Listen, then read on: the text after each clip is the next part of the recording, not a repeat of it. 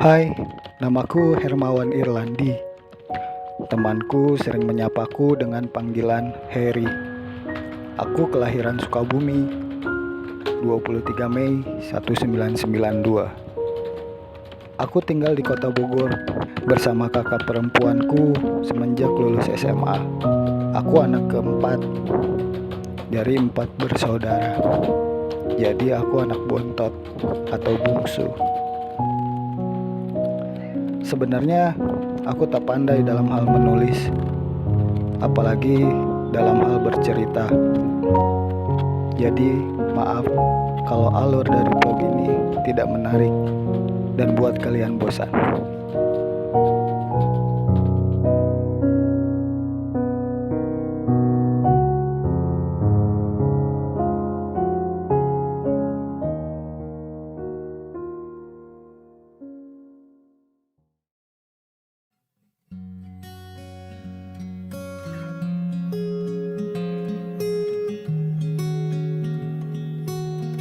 Oh iya, sekarang aku bekerja di satu sekolah luar biasa swasta di kota hujan ini. Kalau kalian belum tahu sekolah luar biasa itu apa, SLB itu tempat di mana anak-anak berkebutuhan khusus mendapat pendidikan, yaitu mereka yang mempunyai hambatan fisik dan mental, seperti tidak bisa mendengar, melihat, dan sulitnya dalam pemahaman karena diakibatkan adanya kerusakan dalam sel otak mereka. Mungkin itu gambaran singkat tentang mereka.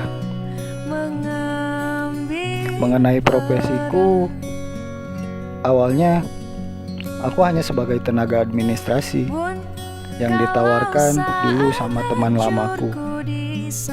Namun karena di sekolah tempat kerjaku ini masih kekurangan seorang guru untuk mengajar, kepala sekolah di sekolahku memberi kesempatan aku untuk mengajar. Awalnya aku kaget dan sempat menolak. Namun dipikir-pikir, apa salahnya juga untuk dicoba. Ya, walaupun pendidikanku yang masih lulusan SMA ini belum dikatakan layak untuk jadi seorang guru. Karena untuk menjadi seorang guru minimal kan harus lulus S1 dan mempunyai sertifikat pendidik sebagai bukti dari keprofesianku menjadi seorang guru.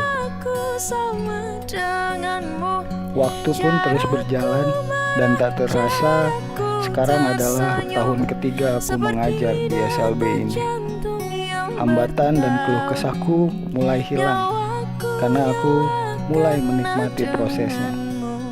Aku melanjutkan pendidikanku di universitas swasta yang ada di Bandung dengan mengambil jurusan yang sekarang menjadi profesiku, yaitu pendidikan luar biasa.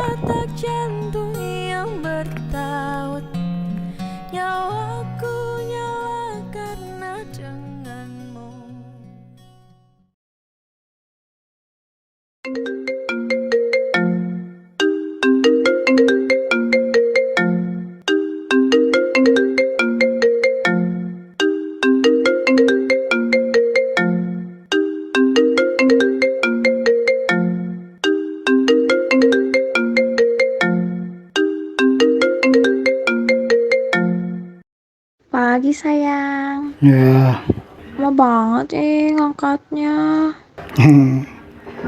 gak kedengeran. Maaf. Kebiasaan deh, pasti begadang lagi nih. Yaudah, cepet mandi, siap-siap nanti kesiangan lo kerja. Ya. Ini bangun kok. Yaudah ya. Aku mandi dulu, rapi-rapi, terus berangkat. Nanti dikabarin lagi. Ya sayang. Assalamualaikum. Waalaikumsalam.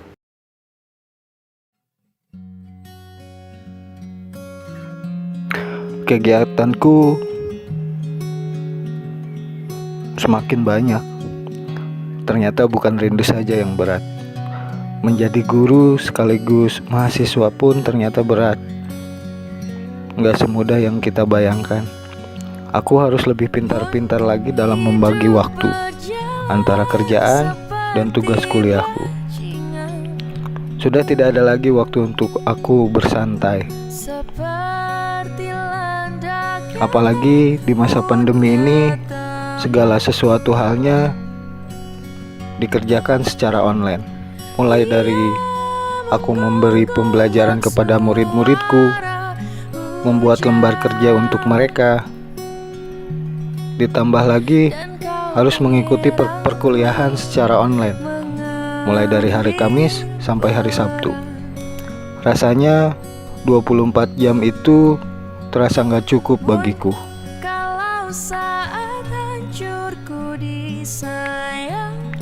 Waktu santaiku hanya hari Minggu. Hari Minggu terasa seperti hari kebebasan bagi diriku. Namun karena kerjaan dan tugasku banyak, jadi kadang-kadang hari Minggu pun aku pakai untuk mengerjakan tugas-tugas yang belum aku selesaikan. Di hari Minggu yang harusnya aku bisa rebahan, santai, nongkrong bareng sama teman-teman, atau aku habiskan waktuku dengan main game online.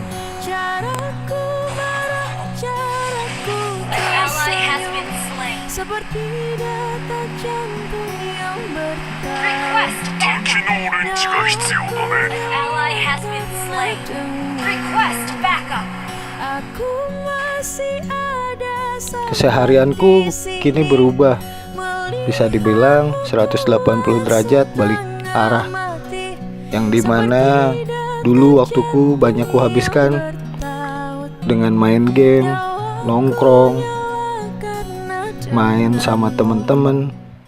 Kini hal itu tuh tidak lagi jadi prioritasku.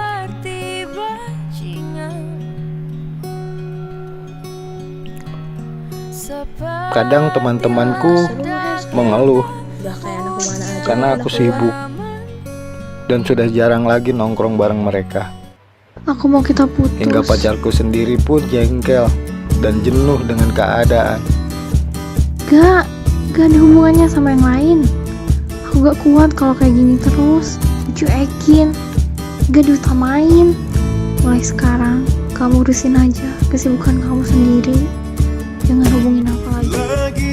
Karena tidak lagi ada waktu untuk bertemu, berkomunikasi pun jarang. Meninggalkan sejuta kerinduan yang masih terpendam perih. Dia buat hatiku sakit lagi karena pergi dan tak kembali. Meninggalkan sejuta kerinduan yang masih terpendam. Tapi buatku itu adalah sebuah pengorbanan, dimana aku masih mengutamakan apa tujuanku sekarang.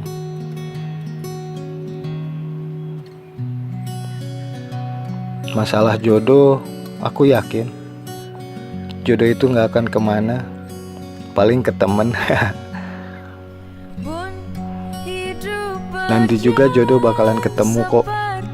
Jodoh itu akan datang di waktu yang tepat dan orang yang tepat. Seperti landak yang tak punya teman. Arah hidupku mulai berubah setelah mengenal anak berkebutuhan khusus. Mereka memang terlihat aneh bagi orang yang tidak tahu keadaan mereka. Tapi buatku mereka adalah anak-anak yang beruntung dan istimewa. Aku yakin dalam lubuk hati mereka mempunyai harapan dan kemauan. Tercipta sebagai anak berkebutuhan khusus juga bukan kemauan mereka kok. Hanya saja Tuhan yang memilih. Mereka pun butuh kasih sayang, perhatian, bersosial dengan lingkungan sekitar. Dan malahan mereka juga butuh mendapatkan pendidikan. Namun sayang, mereka sering dapat perlakuan buruk dari orang-orang sekitar. Malahan tidak sedikit orang tuanya sendiri tidak menerima kondisi anaknya. Alasannya malu. Padahal mereka pun sebenarnya tidak mau seperti ini. Mereka juga butuh kasih sayang dan perhatian dari keluarganya. Sama halnya anak pada umumnya. Kebanyakan orang tua melarang mereka keluar rumah dan bergaul dengan anak-anak lainnya. Aku rasa mereka bertingkah aneh itu bukan kemauan mereka sendiri, tapi mereka hanya tidak bisa mengungkapkan apa yang mereka mau atau apa yang mereka ingin katakan. Mereka tidak tahu cara untuk mengungkapkannya, dan itu sangat sulit bagi mereka. Dan mereka seperti berada dalam diri orang lain. Apa yang mereka pikirkan tidak sesuai dengan apa yang mereka lakukan. Setiap hari melihat keadaan itu, aku semakin bersemangat untuk menggali pengetahuanku tentang anak berkebutuhan khusus. Sharing dengan rekan guru di sekolah yang sudah berpengalaman dan lebih lama mengajarnya dibandingkan aku. Dan aku lebih fokus dalam pendidikanku sekarang. Hal ini kulakukan karena niatku ingin menjadi bermanfaat bagi mereka.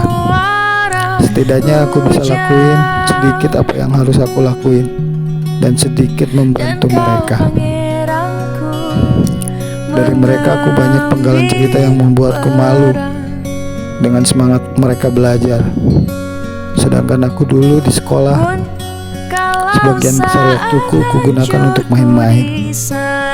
Dari mereka juga aku belajar rasa syukur. Dengan keadaanku yang sekarang, mungkin aku lebih beruntung dari mereka. Mereka juga menyadarkanku arti hidup. Karena mereka, aku menjadi pribadi yang lebih sabar. Karena mereka, aku jadi lebih menghargai waktu, memprioritaskan yang lebih penting. Dan yang pasti, aku fokus pada tujuan dan jalan hidupku. Tentang mereka memang sering bertingkah aneh, dan itu bukan mau mereka. Hanya mereka tidak tahu cara mengungkapkannya. Mereka punya cara sendiri yang kadang kita tidak akan pernah mengerti apa yang mereka lakukan. Terlalu naif jika kita memandang mereka dengan sebelah mata. Karena bagiku, Tuhan menciptakan manusia itu dengan sebaik-baiknya, dan semuanya punya alasan sendiri, termasuk mereka yang tercipta dengan keadaan berbeda. Realitanya masih banyak yang menilai mereka aneh, dan malahan sampai ada yang mengatakan mereka seperti orang gila. Itu membuatku sedih. Padahal kalau kalian tahu lebih dalam lagi tentang anak berkebutuhan khusus, kalian akan lebih bisa menghargai mereka, dan malahan bisa bersosialisasi dan berkomunikasi dengan mereka. Dalam diri mereka tertanam kemampuan yang tak pernah dipikirkan orang-orang. Mereka sama seperti kita, punya bakat dan keinginan. Hanya saja kesulitan yang mereka alami membuat mereka tidak mampu melakukannya. Di luar sana banyak kok anak-anak berkebutuhan khusus yang berprestasi. Dengan keadaan yang apa adanya, mereka mampu bersaing dengan orang-orang yang lebih unggul fisiknya daripada mereka. Apalagi sekarang sudah ada wadah untuk para difabel atau anak-anak berkebutuhan khusus dalam mengejar karir di bidang olahraga. seperti Olimpiade para game yang diadakan oleh pemerintah. Di sekolah tempat mengajarku, anak penyandang tunarungu mampu bisa jadi juara 2 tingkat provinsi dari bakatnya dalam menari, dan masih banyak prestasi yang sudah diraih oleh mereka. Namun, hanya saja perlu penanganan khusus dalam membimbing mereka, penuh kesabaran dan tidak putus asa. Yang mereka perlukan adalah wadah yang tempat untuk mereka berekspresi dan berkreasi, khususnya dalam pendidikan seperti sekolah luar biasa atau sekolah-sekolah inklusi. Dan disinilah mereka dibimbing dan dibina menjadi anak-anak yang mampu berkembang, dan disinilah mereka akan dibimbing dan dibina menjadi anak-anak yang istimewa dan menunjukkan bakat dan kemampuan yang mereka miliki. Karena di sekolah luar biasa mereka diberi metode yang sesuai dengan kebutuhan dari hambatan-hambatan mereka, seperti para penyandang tunanetra yang tidak bisa melihat. Mereka akan diajarkan huruf dan tulisan braille, model benda, huruf-huruf timbul, dan rekaman suara. Untuk para penyandang tunarungu, mereka akan diajarkan tentang cara berkomunikasi dengan bahasa isyarat, sekaligus diajarkan membaca gerakan bibir lawan bicaranya. Begitupun juga untuk para penyandang tunadaksa, akan diberikan edukasi dan terapi mengenai cara mengembangkan potensi diri, merawat diri, dan tentunya percaya diri dengan kondisi yang dialami. Sedangkan untuk penyandang tunagrahita, karena memiliki IQ di bawah rata-rata, tingkat intelijensinya lebih rendah dibandingkan dengan anak-anak lainnya. Dalam proses pembelajaran harus butuh ekstra kesabaran. Intinya mereka juga bisa berkembang dan berprestasi. Semangat belajar mereka membuatku kagum. Tanpa keluh kesah, mereka mengikuti proses pembelajaran yang diajarkan di sekolah. Walaupun sih butuh waktu lama untuk mereka mengerti dan paham apa yang kita sampaikan.